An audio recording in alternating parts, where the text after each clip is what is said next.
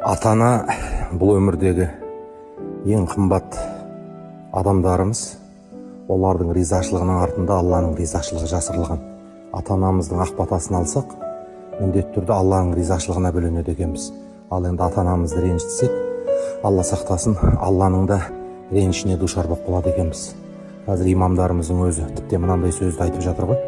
Егер кейбір ата-ана дейді, өзінен туған бала шағасына бір өтініш айтудан қорықса, немесе бір нәрсені талап етуден қорықса, ол балалар жәннатқа кірмейді деген сөзді айтып жатыр. Аят хадистан осындай дүние шығарып отыр. Яғни былай қарап отырсақ, ата-ананың бала шағасына қалаған уақытта қалаған өтінішін айтуға мүмкіншілігі бар екен. Ал енді балам айтсам қазір ренжіп қала ма? Балам бір жерге апарып келші, балам кішкене қаражат берші десем, балам маған арс ете қала ма? Я ұрса ма, я бетімнен ала ма?